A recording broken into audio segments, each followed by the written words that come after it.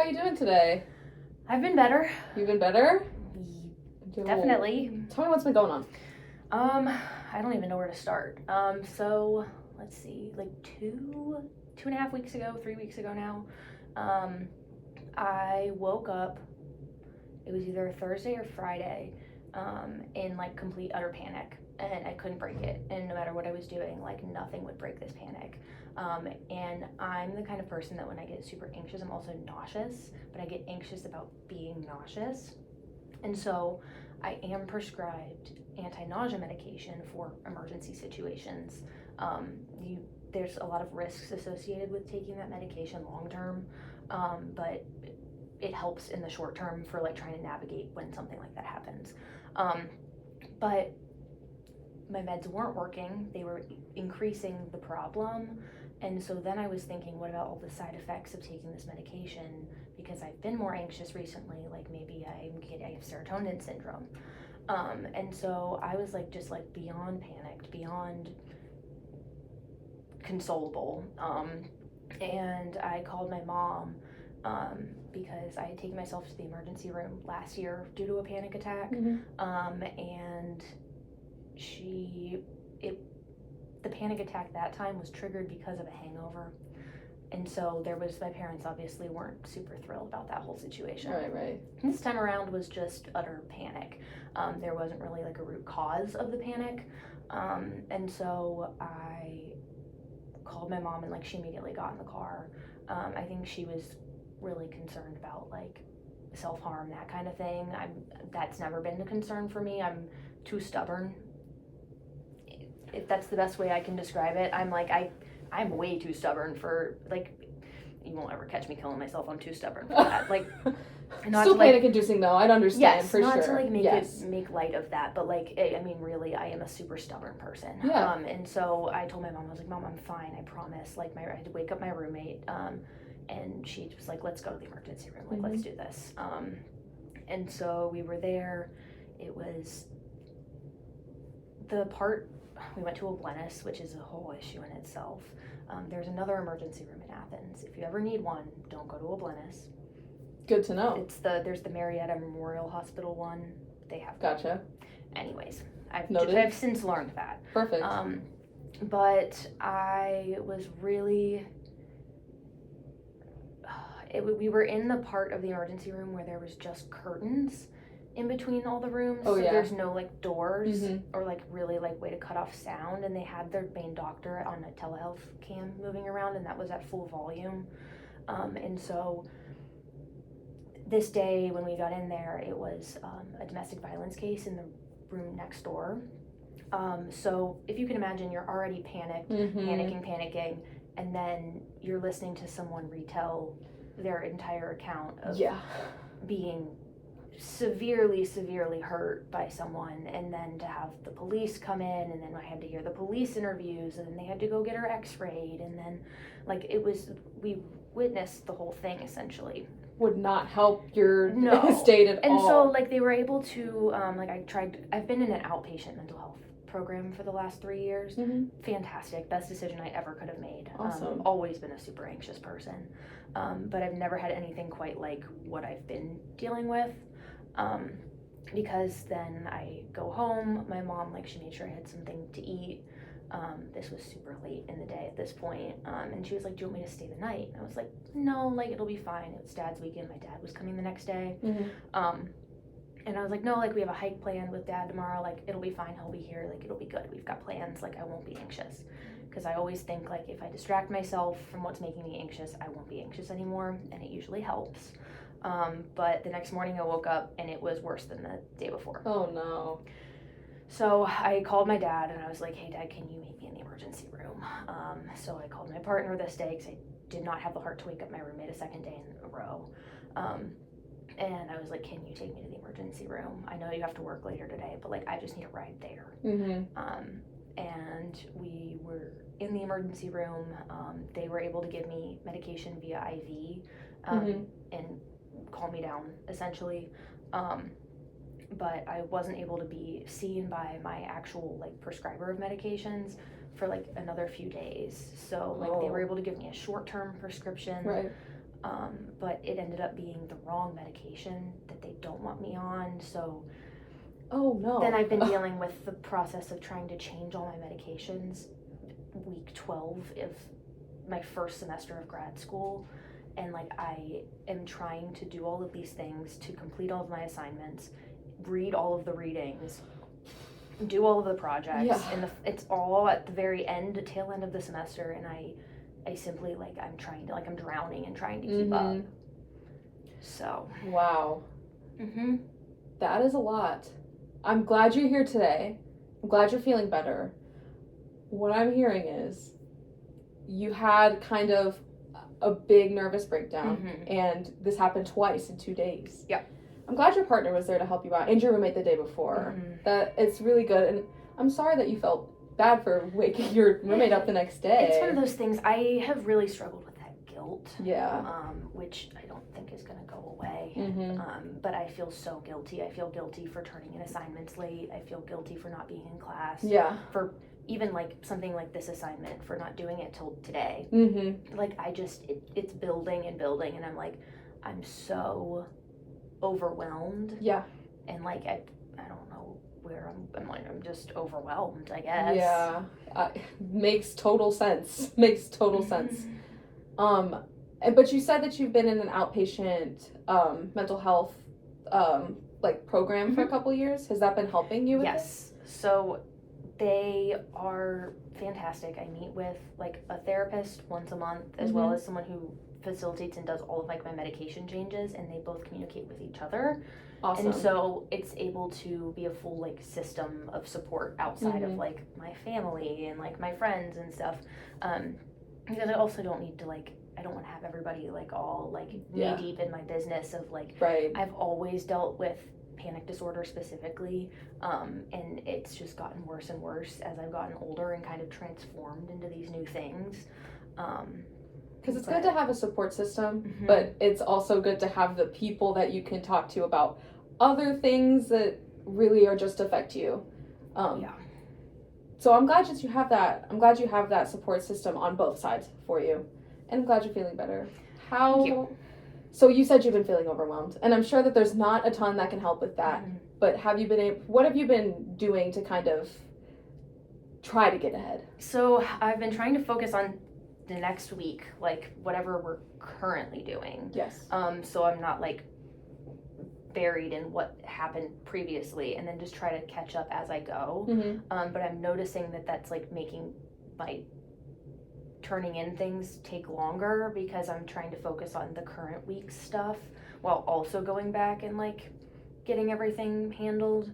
And for the most part, like professors have been really good about that. But I mean, I had one in particular not respond at all to any of my communications that's about a little this. Stressful. And so I feel a little bit more concerned in that front, because I've heard nothing about my situation. Like since it started? Yeah. Wow. I only sent an initial first 2 emails, I believe, but I stopped sending them because I don't feel like I really can anymore. I don't feel like that is a place to do so if I'm not going to be responded to. Is it just because you think you've sent too many already? Yes and no. It feels like almost like there's a lack of care or a lack of concern or on like, their end. Yeah, and so I'm like, I'm just not gonna bother at that point if I'm not gonna get a response anyways. Like I hope it was read and received well, and like I've sent the documentation. I've been in contact with the Dean of Students office about if I need anything, like they're there to, if professors give trouble with like deadlines, that kind of thing, that they were like, no, we'll send emails, like we'll fight for you, like we've got your back in this. That's great. But it feels a little bit overwhelming to feel like most people are like, yeah, no, it'll be fine, everything will be turned in when it gets turned in. But then there's like this one lingering, like, am I gonna fail this class because stuff is late? It's 2 late assignments as of right now, but like, am I gonna fail? And I'm sure with the initial whole reason that this is happening is you panicking, this doesn't help that. No. And I've tried to like explain things well and thoroughly, but also I feel like I don't owe a crazy explanation to No, absolutely not. professors. Like, it is a medical emergency, is what it was, and I was able to handle that. But, like, going into the weeds and all the nitty-gritty details isn't necessarily something that, it's not that I don't feel comfortable doing so, it's that I don't feel like there was necessarily a need to do so in that Right. case. But now I'm like, do I do that? Do I just pull said person aside and be like, yo, why haven't you responded to me in 3 weeks? Yeah. That is very stressful. I'm sorry that that's happening to you. It happens. But I'm glad that you're working with outside resources to kind of help you figure this out. And I'm hoping that that goes well for you. Is there a certain place in the process you're at, or do you know where you're going next with that? As far as like the communications thing? With them, with the outside resources. So as far as like the Dean of Students office? Yes. Really it's just been like, I'll check in with Marilee when I see her in the hallways, just because she was also my learning community instructor when I was a freshman. Oh, okay, so you got a closer connection there. We didn't really have a super close connection my first year. I've always really struggled with transition periods. In particular, I really struggled coming into college as a freshman, and then I really struggled again this semester. Has been just like the wheels are falling off the bus the whole time, and I'm like trying to keep driving. And so that is its own anxiety-provoking thing for me. Absolutely. But even like in my office, I've had the most support I could ever ask for. That's great. I was able to meet with my supervisor and then also the director of the office to fully have a sit down, and that's really how all these resources were able to come to me about being able to get everything sorted in a timely manner, that kind of thing. That's great that you have the support here at your work too. Yeah. Because I'm sure that not even just with the homework that you're doing, you have a pretty hefty GA ship. Yep. So how have you been able to kind of adjust to coming back? Yeah, so I jumped right back into things. Yeah, I'm really? somebody who I always try to take on too much, I think. Part of my graduate assistantship is facilitating the decisions workshops that take place on Saturdays. And my first, I came back, I was cleared to come back on Wednesday, and then I came back that following Thursday to the office. And that Thursday I was asked, like, hey, you feel comfortable facilitating on Saturday? I was like, yeah, let's do it. Oh, wow. And because I have to keep forcing myself to do these things, because in my brain, I can't let my anxiety or the panic win. It's like, I'm more stubborn. Like, I'm so stubborn. Yeah, I know I'm stronger than it. It's something I've dealt with forever. It's just the process of how do we fix it? Yeah. How do we not feel like miserable and like somebody is standing over my shoulder holding a knife, like, I'm gonna get you. Like, that was the feeling of panic and terror that like I couldn't shake for days. That's really scary. It is wild that you jumped right back in. How are you taking care of yourself through all of this? I'm not. And that is probably not a great thing. But to be fully transparent, I do not think I'm taking care of myself like I should be. I am making sure my dog's needs are met, and I'm making sure that like I'm eating and I'm sleeping. But like as far as like, I'm so overwhelmed with the schoolwork portion of it that like I can't take time for myself. I don't have time for myself right now. It's either I go home from the office, I let my dog out, I take her to the dog park, I go to class. By the time I'm done with class, it's dark. I do my homework that I'm already struggling to catch up on, and then I go to bed and do it all again the next day. So yeah, that's a lot. I haven't really had time to like sit down and like do the things I love to do. Like I know that like playing the guitar would probably really help me, or like painting, those kind of things that I love to do, but I feel like I can't do them because I'll feel guilty then for not doing the schoolwork that I need to be doing. So it sounds like it's a guilt thing here. Yes. The guilt is a huge factor. Yeah. Is that something you've worked on before? Not a ton. I brought it up my last session with my therapist because I was like, this is something that's like coming to the forefront more, and I kind of wanted to think about it more. But it's gonna be just, I think, a process of time and like how do I get past that guilt? Because at the end of the day, there isn't anything that I need to feel guilty about. Yeah. And like I know that, but like subconsciously that still is lingering and won't go away. The logic versus brain thing, it is a crazy distinction there. Yeah. So I totally understand what you're talking about. I've gone through very similar things with the kind of mind versus matter type of thing, like what is actually happening and what do I know. So I'm sorry about that. From what I hear, though, it sounds like you are a very responsible person. You are doing what you are doing what you can to kind of get your things done, even if you're feeling overwhelmed. And you also sound like a great dog mom. I'm trying really hard.